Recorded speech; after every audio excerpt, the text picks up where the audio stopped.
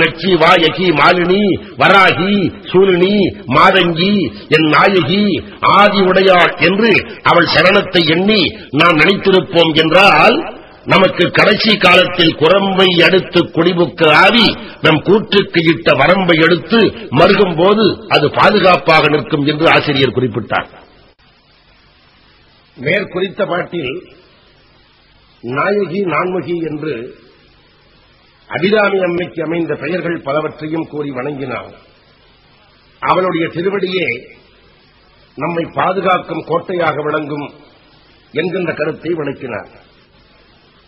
நாயகி ஆதி உடையாள் சரணம் அரண்நமைக்கே என்று குறிப்பிட்டார். அரண் என்றால் கோட்டை, அவளுடைய சரணம் திருப்பாதங்களே நமக்கு கோட்டையாக இருக்கும் என்று குறிப்பிட்டார்.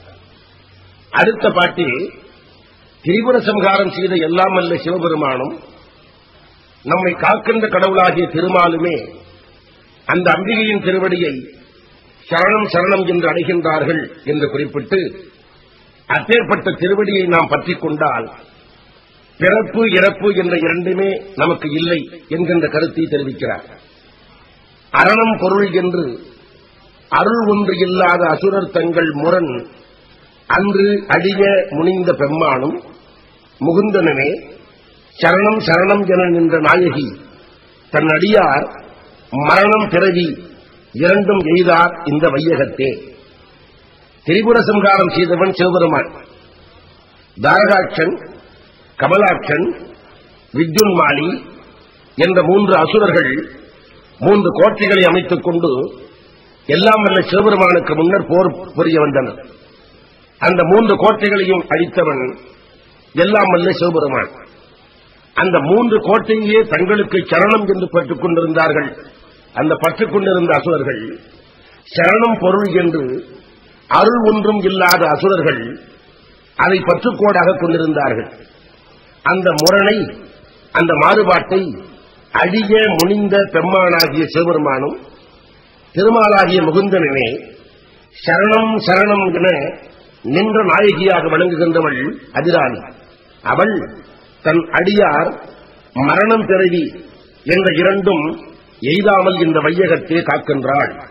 அரணம் பொருள் என்று அருள் ஒன்று இல்லாத அசுரர் தங்கள் முரண் அன்று அழிய முனிந்த பெம்மானும் முகுந்தனுமே சரணம் சரணம் என நின்ற நாயகி தன் அடியார் மரணம் பிறவி இரண்டும் எய்தார் இந்த வையகத்தே என்று குறிப்பிட்டார்.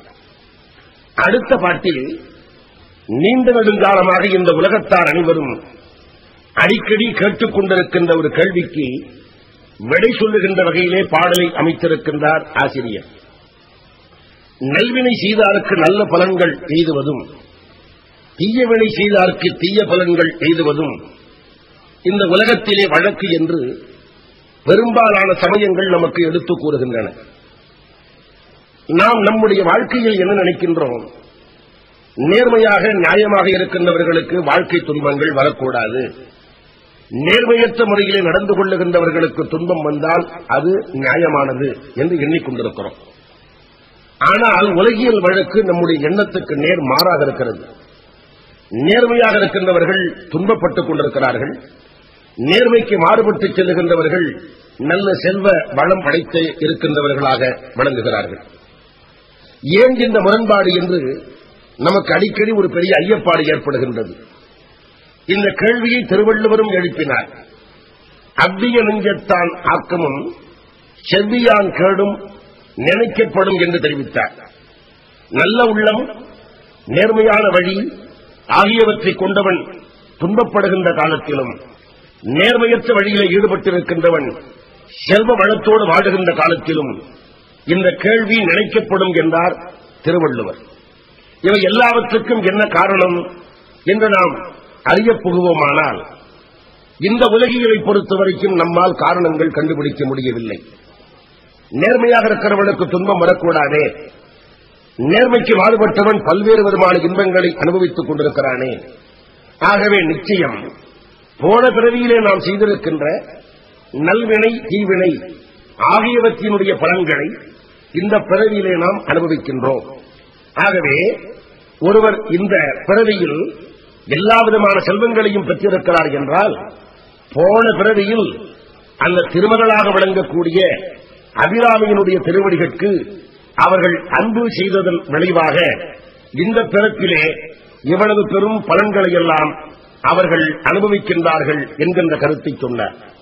வையம், துரகம், மதகரி, மாமகுடம், சிவிகை, பெய்யும் கனகம், பெருவிலை ஆரம், பிறை முடித்த ஐயன் திருமணையால் அடித்தாமரைக்கு அன்பு முன்பு செய்யும் தவமுடையார்க்கு உளவாகிய சின்னங்களே.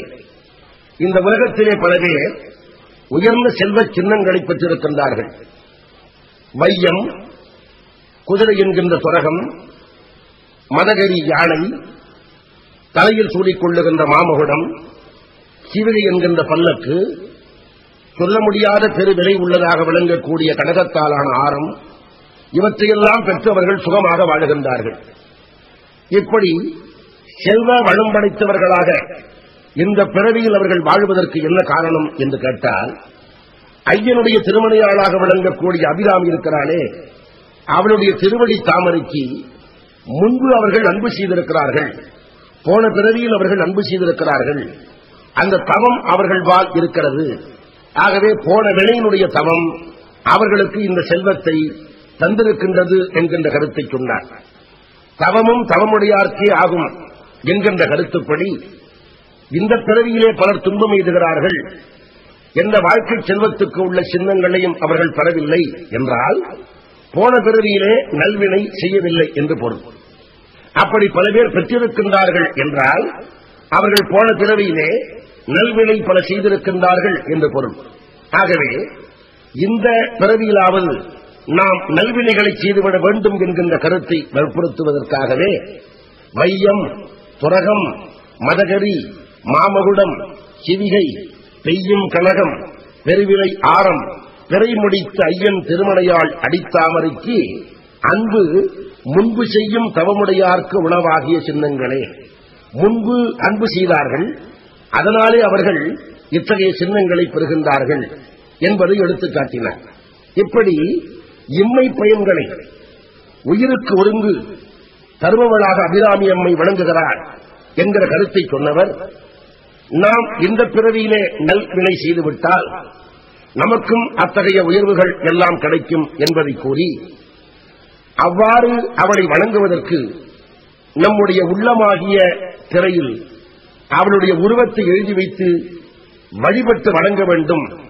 அதைவிட மிகப்பெரிய நலம் வாழ்க்கையில் ஒன்றும் இல்லை என்பதை எடுத்துக் காட்டுகின்றார். சின்னம் சிறிய மருங்கினில் சாத்திய செய்யப்பட்டும் பெண்ணம் பெரிய முலையும் முத்தாரமும் பிச்சி மொய்த்த கண்ணங்கரிய குடலும் கண் மூன்றும் கருத்தில் வைத்து தன்னம் தனி இருப்பார்க்கு இதுபோலும் தவம் இல்லையே. தவம் செய்தவர்களுக்குத்தான் வாழ்க்கையில் நல்லனையெல்லாம் கிடைக்கும் என்கின்ற கருத்தை வற்புறுத்தி கூறியவர் அந்த தவம் என்பதற்கு ஒரு இலக்கணமும் வகுத்து கூறுகிறார். நாம் இதிகாச புராணங்களை படிக்கின்ற காலத்தில் பல முனிவர்கள் நீரிலே நின்றார்கள், நெருப்பிலே நின்றார்கள், ஊசி முனையிலே நின்றார்கள் என்றெல்லாம் அவர்கள் தவம் செய்த முறைகளை படிக்கின்றோம். அப்படி உடலை வருத்தி செய்யக்கூடிய தவங்களை எல்லாம் செய்ய வேண்டிய அவசியம் இல்லை. மிக எளிமையாகவே ஒரு தவத்தை செய்துவிடலாம். அது என்ன என்றால், நம்முடைய உள்ளம் என்கின்ற திரையில் அந்த அம்பாளுடைய திருவுருவத்தை அப்படியே கற்பனை செய்து வணங்கிக் கொண்டிருந்தாலே போதும். அதுவே பெரிய தவம். அந்த தவத்தினாலே எல்லா பலன்களும் நமக்கு கிடைக்கும் என்கின்ற கருத்தை விளக்குகின்றார்.